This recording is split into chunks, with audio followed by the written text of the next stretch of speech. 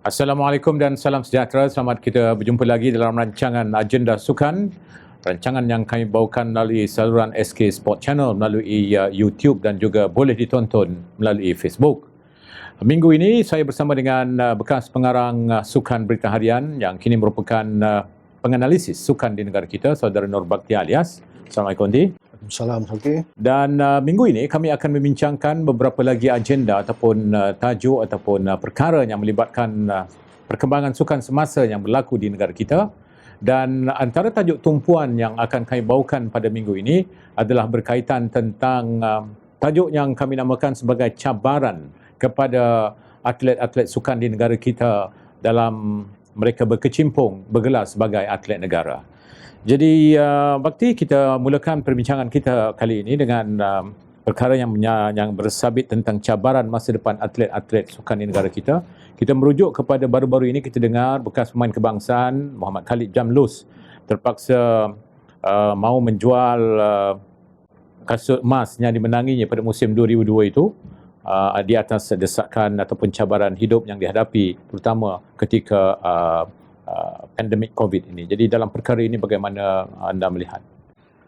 Okey, sebenarnya kalau kita lihat bukan sahaja atlet ya, ramai yang berdepan masalah kewangan sepanjang tempoh COVID-19 ni. Ya.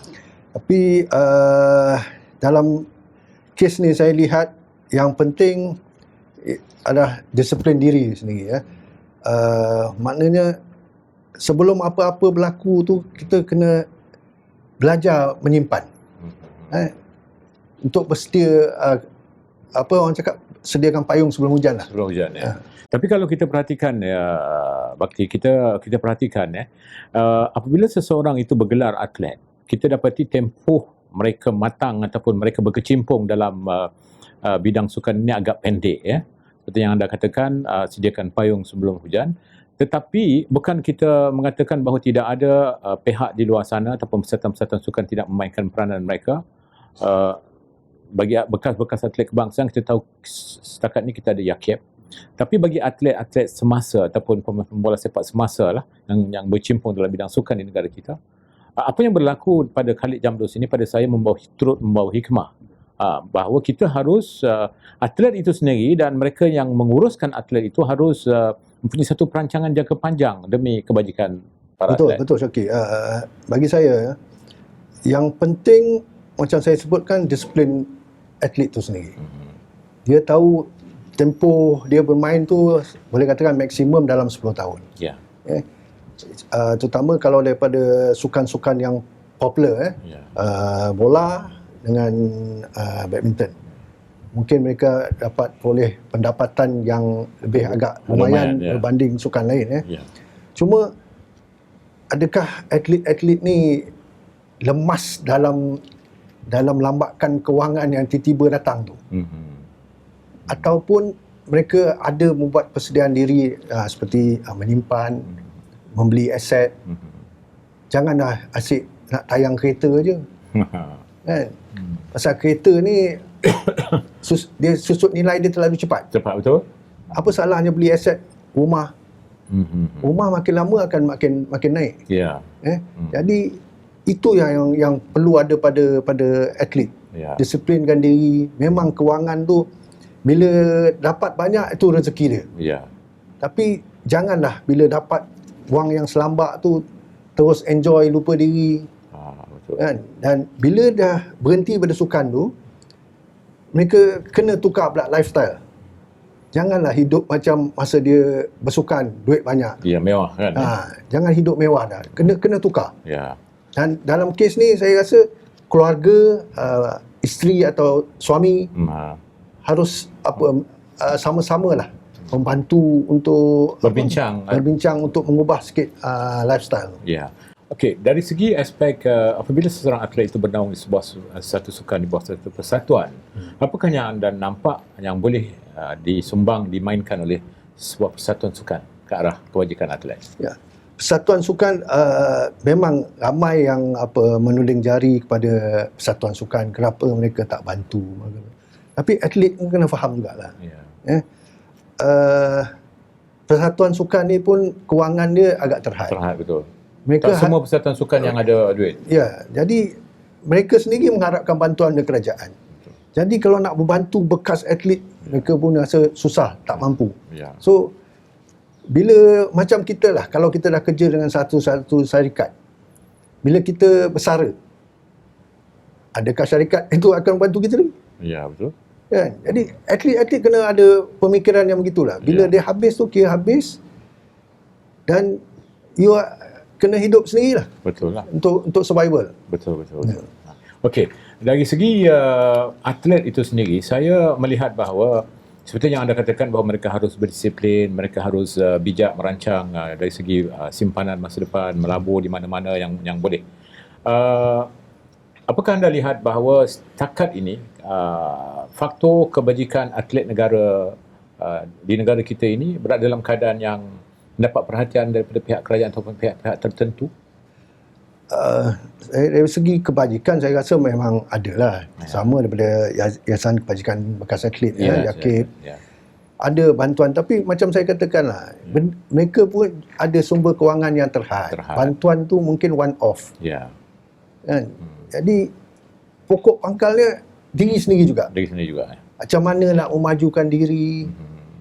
Dan mereka, bagi saya lah, sementara diorang dah main, bila diorang berada di penghujung karier ni, mereka harus dah memikirkan masa depan.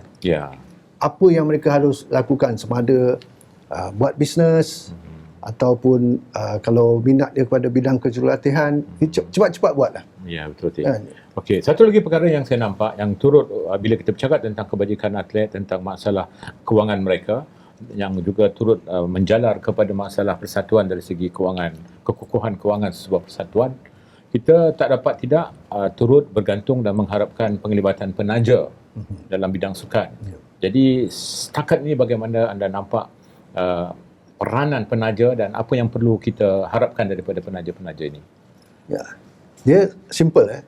Penaja, dia bila dia sponsor sesuatu persatuan, dia juga nak dapatkan daripada mileage, ROI, return of investment.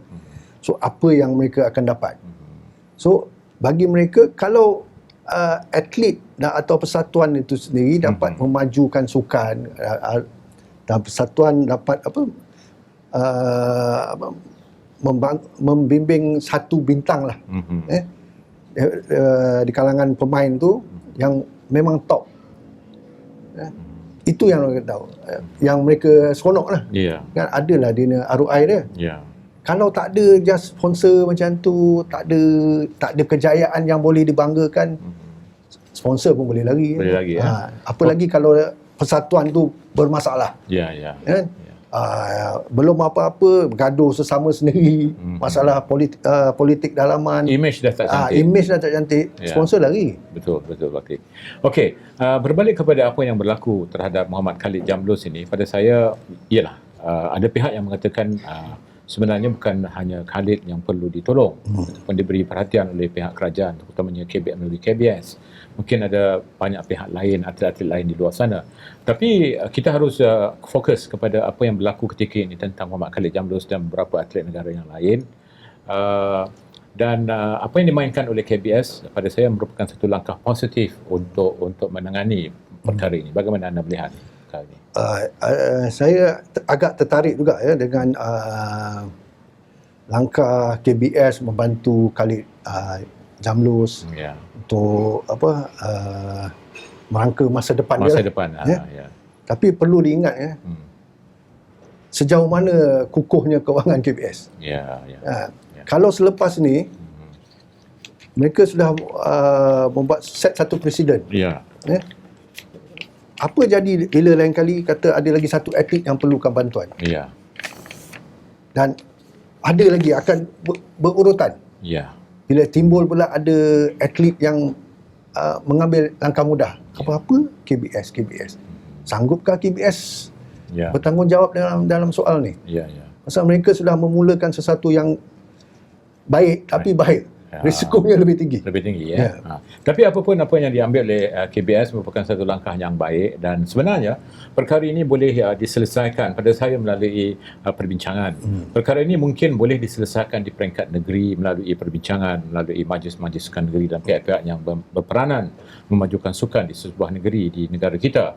Apapun kita harap apa yang berlaku ke atas Khalid Jamlus ini dihadapi oleh Muhammad Khalid Jamlus dengan keadaan tabah dan juga tenang dan sabar, dan insya-Allah saya percaya bahawa perkara ini dapat diselesaikan, dan kita mendoakan agar Khalid Jamlus selepas ini akan dapat melakukan sesuatu demi kebajikan masa depan beliau dan juga ahli keluarganya. Baiklah, agenda sukan berehat dulu seketika, dan selepas ini kami ingin mengajak anda untuk kita bercakap berbual sedikit mengenai agenda yang kedua yang kami bawakan kali ini, iaitu agenda yang bersabit tentang inisiatif yang telah dimainkan oleh Kementerian Belia dan Sukan dalam usaha untuk membantu persatuan-persatuan sukan di negara kita melalui pengenalan inisiatif Prihatin Sukan 2020 yang telah pun diumumkan oleh Menteri Belia dan Sukan negara kita, iaitu Datuk Seri Rizal Marikan Naina Marikan. Kita jumpa lagi selepas ini.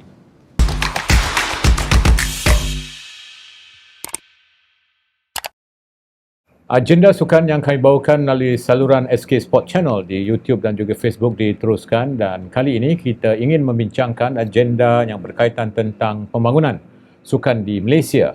Baru-baru ini Menteri Belia dan Sukan Malaysia, Datuk Seri Rizal Marikan Naina Marikan ada memaklumkan, KBS ada memaklumkan bahawa kerajaan akan membantu badan-badan sukan ataupun persatuan-persatuan sukan di negara kita melalui satu program yang dinamakan sebagai Inisiatif Prihatin Sukan 2020.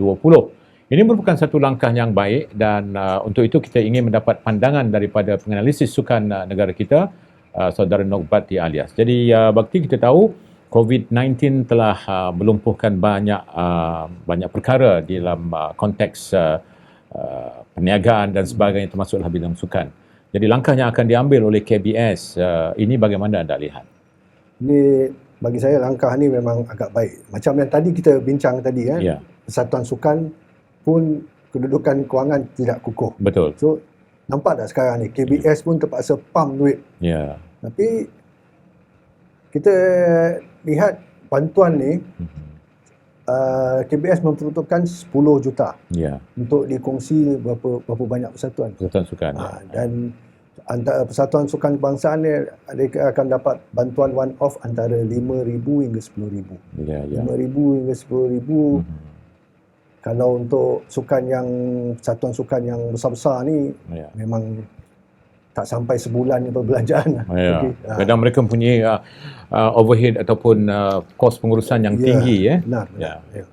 Okey. Kalau kita perhatikan tentang aktiviti-aktiviti yang semakin terhad sejak pandemik COVID ini yang dihadapi oleh persatuan-persatuan sukan, pada pandangan anda dalam menghadapi ataupun cuba untuk bangkit semula, apakah yang perlu ditekankan, dimainkan oleh persatuan-persatuan sukan? Apakah mereka perlu berbelanja dari aspek untuk penganjuran sukan, latihan dan sebagainya? Di mana yang perlu diberi perhatian? Setakat ni, Syauqi, persatuan sukan tidak ada pilihan. Tak nak terpaksa memulakan daripada segi latihan kerana tidak ada kejohanan. Ya. Tidak ada kejohanan, jadi mereka tidak boleh ke mana-mana. Ya. So berlatih aja sesama mereka. Dan baru-baru ni beberapa hari lepas baru dimulakan latihan yang boleh ada kontak. Ya, fasa kedua. Ya. So tak nak memang mereka terpaksa start daripada A lah balik. Perancangan kalau nak katakan daripada nak buat sukan domestik, peringkat domestik atau peringkat antarabangsa, saya rasa agak susah lagi. Sekarang ni penganjuran sukan ni kalau menganjurkan tak ada penonton. Tak ada penonton. Jadi daripada segi pulangan penaja agak terhad. Terhad. Ya. Dan kalau kita dapati Bakti dalam aspek persatuan sukan di negara kita, ada setengah persatuan sukan yang kita lihat mereka berbelanja agak tinggi dalam membayar gaji jurulatih. Ya. Kerana sebahagian daripada acara sukan di negara kita mempunyai jurulatih-jurulatih dari luar negara yang saya kira mungkin ianya memakan sedikit jumlah perbelanjaan yang tinggi. Bagaimana kita melihat perkara ini? Ini kita memang ada ramai ada pro and con. Ya. Ada separuh yang tak setuju, ada Ya. separuh yang setuju. Ya, ya. Ya. Tapi kita lihat, Ya. kita ambil jurulatih luar ni atas sebab apa? Sebab suka-suka atau untuk membantu. Ada sasaran yang ditegakkan ya. Persatuan Sukan pun kena ada sasaran. Jangan ambil jurulatih luar ni Ya. just untuk latih dan harapkan dia ada sentuhan magis yang boleh mengubah. Tak boleh. Ya. Kena ada rancangan jangka panjang. Macam selain pada dia melatih pasukan, adakah dia ada juga melatih grup kumpulan-kumpulan jurulatih. Ya. Tempatan yang boleh dibimbing dia untuk menjadi jurulatih yang lebih baik. Ya. Kena ada dua ada kepada pemain dan jurulatih. Tak boleh kata untuk pemain aja. Daripada segi itu saya rasa rugilah. Rugi, Kalau kita bayar dia terlalu banyak, Ya. tapi kita gunakannya untuk satu aja. Ya. Untuk latih. Saya rasa benda tu, kalau daripada benda macam tu, saya rasa rugi. Rugilah. Terutama pada masa pandemik COVID-19 ini Ya. ya. Baiklah. Pada saya juga, saya melihat bahawa persatuan-persatuan sukan di negara kita harus bijak merancang mulai sekarang tentang kaedah bagaimana untuk mereka berbelanja melalui bantuan yang akan disalurkan oleh pihak kerajaan melalui KBS nanti. Jadi penekanan yang macam mana nampaknya pada pandangan anda yang perlu dimainkan oleh persatuan-persatuan sukan? Saya juga bersimpati lah dengan persatuan sukan ya. Ya. Kalau bantuan 5,000 dengan 10,000 ni Tak banyak yang boleh digunakan lah. tak banyak. Ya, ya. Saya rasa memang tak cukup Tak cukup ya. untuk buat kata untuk latihan. Ya. Untuk latihan aja saya rasa mungkin untuk 1 minggu Ya. mungkin dah habis dah. Betul. Nak bayar allowance. Betul. Ya. Banyak terlalu apa dah. Tapi itulah persatuan kena berhemat lah dalam dari segi duit tajaan. Kena pandailah berjimat-jimat. Lagipun sekarang ni tidak ada kejohanan. Ya, jadi duit tu tidak keluar terlalu banyak. Ya.